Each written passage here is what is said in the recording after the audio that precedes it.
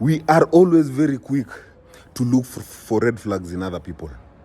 Very, very quick. And it's because our brains have been programmed, or we've programmed our brains in such a way that we are not the problem. So your brain looks for evidence outside.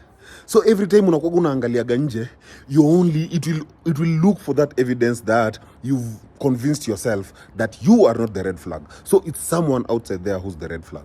So kila time ukipatana na mtu, kitu ya kwanza unatafuta ni evidence of red flags in that person. Hata mtu ataki kuapproach genuinely, unatafuta red flags. Now that's not a bad thing, but you have to remember that's a coping mechanism from a traumatic experience you had. Either someone character developed you, either it was your family or maybe a loved one or someone. So where you've developed this coping mechanism whereby you are not the problem, but you've guarded yourself, your own defense mechanism, looking for evidences of red flags so that they cannot come to you. Now, here is the problem. You have to remember you can also be a red flag. Just you being on a coping mechanism makes you a red flag. And here are some of the signs that you need to look at and realize you are actually a red flag. Making excuses for others. Despite knowing whatever they are doing is harmful or makes you feel bad.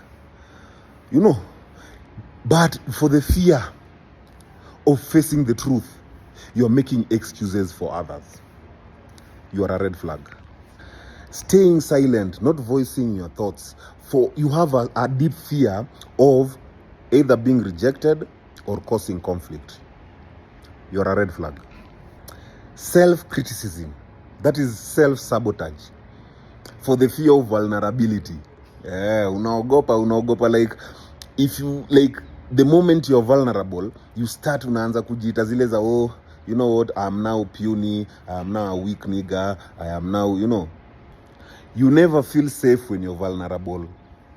You never feel safe. And hiyo inakuwaga ni nini? Inakuwaga ni a coping mechanism. My friend, you are a red flag.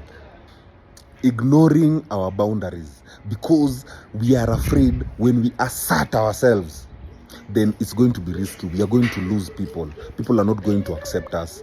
People are going to leave us. That's why now you always compromise on your boundaries. You go like, normally I don't do that, but since you've insisted, let's just do it. Unakuja unajiambia, by the way, me have stopped a certain character. Then unakuja ukipatana na mtu pia influence umejirusha huko. Why? Because you are afraid of losing them. You are a red flag. You like seeking approval. Anything you do, you want people's validation. Meaning, your self-worth is gauged by people's validation. It's not gauged by you. Now, if you have that sign in you, my friend, that is a red flag. Before you go out there looking at other people, hey, you know what? Hey, you are a red flag. No. Look at yourself. Can you be accountable?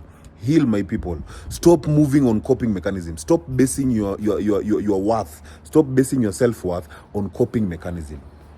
Heal from those coping mechanisms.